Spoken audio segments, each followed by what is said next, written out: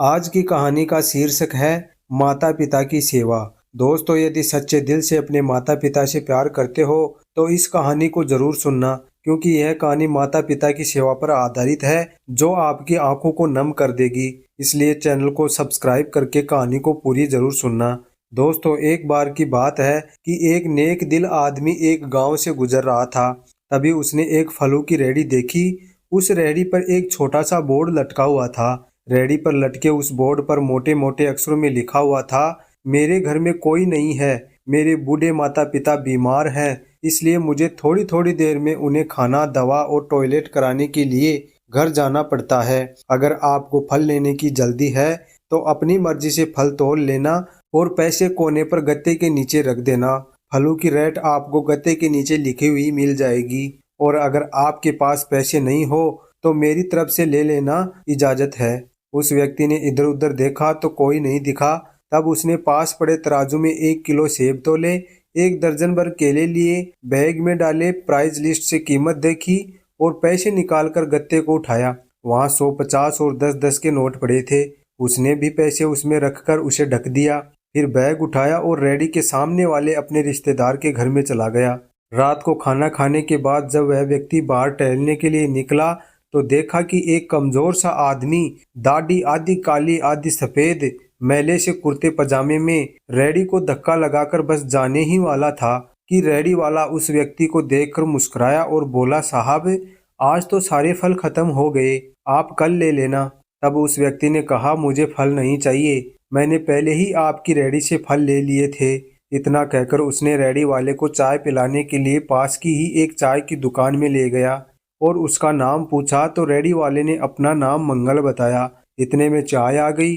चाय पीते पीते उस व्यक्ति ने रेडी वाले से पूछा, आप इस तरह से रेडी क्यों लगाते हो?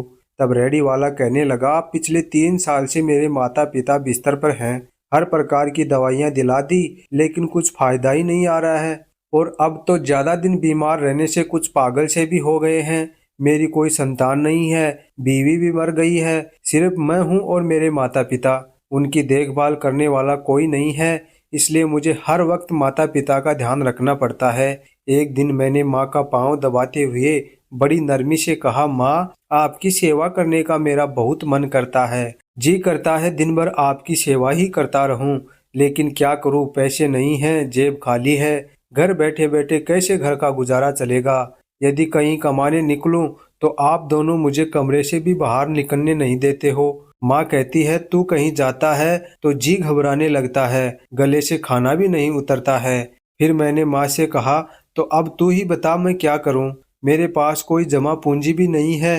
ये सुनकर माँ ने हाँफते कांपते उठने की कोशिश की। मैंने तकिए की टेक लगवाई। उन्होंने झुर्रियों वाला चेहरा उठाया और अपने कमजोर हाथों को ऊपर उठाकर मन ही मन राम जी की स्तुति की। फिर बोली, तू रेडी को वहीं छोड़ आ जाया कर, हमारी किस्मत का लिखा हमें इसी कमरे में बैठकर मिलेगा। मैंने कहा, माँ क्या बात करती हो, वहाँ छोड़ आऊंगा तो कोई चोर उचक्का सब कुछ ले जाएगा। आजकल इस जमाने में कौन लिहाज करता है और बिना मालिक के कौन खरीदने आएगा।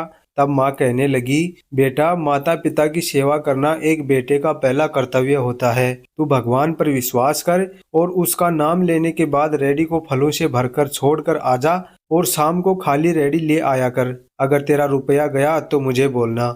यह सारी बात रेडी वाले ने उस व्यक्ति को बताई और कहा, 2.5 साल हो गए हैं भाई, मैं रोज सुबह रेडी लगाकर अपने माता पिता की सेवा करने चला जाता हूँ और शाम को केवल रेडी वापस लेने के लिए ही आता हूँ। लोग पैसे रखकर फल ले जाते हैं, 1 रुपया भी ऊपर नीचे नहीं होता, बल्कि कुछ लोग तो ज्यादा भी रख जाते हैं। कभी कोई माँ के लिए फूल रख जाता है, कभी कोई और चीज। अभी कल ही एक बच्ची खीर बनाकर रख गई, साथ में एक पर्ची भी थी जिसमें लिखा था, अपने माता पिता को खिला देना। एक डॉक्टर अपना कार्ड छोड़ गए और पीछे लिखा था, माता पिता की तबीयत नाजुक हो जाए तो मुझे कॉल कर लेना, मैं आ जाऊंगा।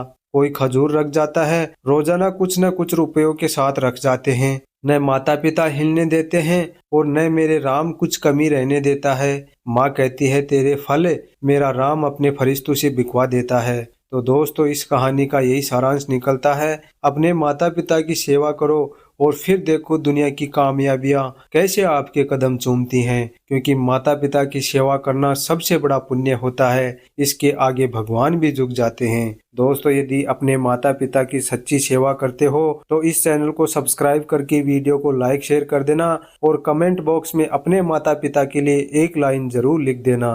धन्यवाद।